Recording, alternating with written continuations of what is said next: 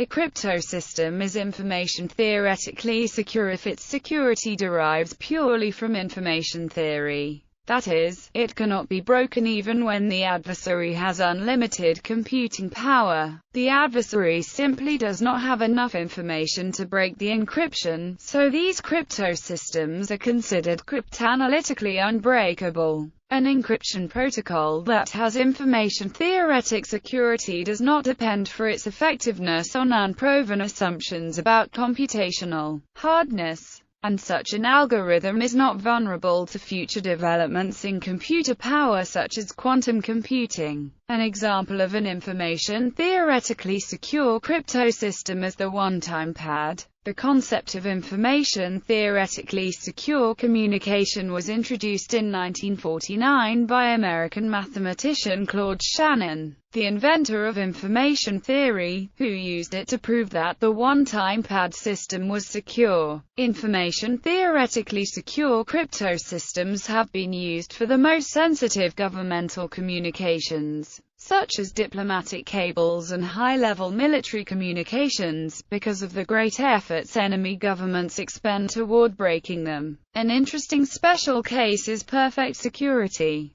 An encryption algorithm is perfectly secure if a ciphertext produced using it provides no information about the plain text without knowledge of the key. If E is a perfectly secure encryption function, for any fixed message M there must exist for each ciphertext C at least one key K such that it has been proved that any cipher with the perfect secrecy property must use keys with effectively the same requirements as one-time pad keys. It is common for a cryptosystem to leak some information but nevertheless maintain its security properties even against an adversary that has unlimited computational resources. Such a cryptosystem would have information-theoretic but not perfect security. The exact definition of security would depend on the cryptosystem in question. There are a variety of cryptographic tasks for which information-theoretic security is a meaningful and useful requirement.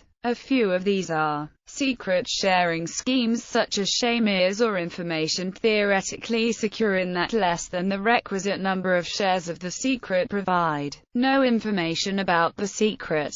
More generally, secure multi-party computation protocols often, but not always, have information-theoretic security. Private information retrieval with multiple databases can be achieved with information-theoretic privacy for the user's query. Reductions between cryptographic primitives or tasks can often be achieved information-theoretically. Such reductions are important from a theoretical perspective because they establish that primitive can be realized if primitive can be realized. Symmetric encryption can be constructed under an information-theoretic notion of security called entropic security, which assumes that the adversary knows almost nothing about the message being sent. The goal here is to hide all functions of the plaintext rather than all information about it. Quantum cryptography is largely part of information-theoretic cryptography. Conventional secrecy entails encrypting messages.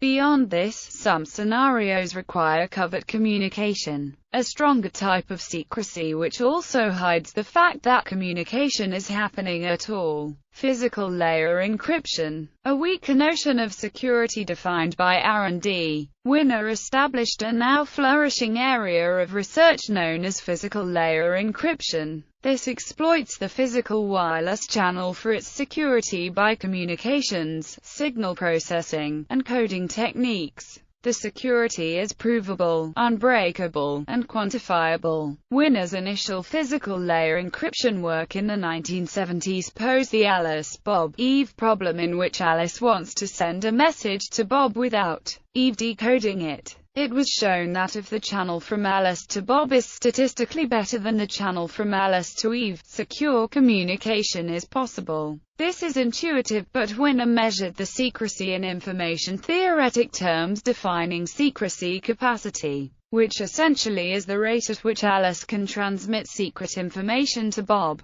Shortly after, Immerasisisa and Cornish showed that secret communication was possible even when Eve had a statistically better channel to Alice than did Bob. More recent theoretical results are concerned with determining the secrecy capacity and optimal power allocation in broadcast fading channels. There are caveats, as many capacities are not computable unless the assumption is made that Alice knows the channel to Eve. If this were known, Alice could simply place a null in Eve's direction. Secrecy capacity for MIMO and multiple colluding eavesdroppers is more recent and ongoing work, and these results still make the non-useful assumption about eavesdropper channel state information knowledge. Still, other work is less theoretical and attempts to compare implementable schemes. One physical layer encryption scheme is to broadcast artificial noise in all directions except that of Bob's channel, basically jamming Eve. One paper by Negi in Gold details the implementation, and Kister and Warnell computed the secrecy capacity when only statistics about Eve's channel are known. Parallel to this work in the information theory community is work in the antenna community that has been termed near-field direct antenna modulation, or directional modulation. It was shown that by using a parasitic array, the transmitted modulation in different directions could be controlled independently. Secrecy could be realized by making the modulations in undesired directions difficult to decode.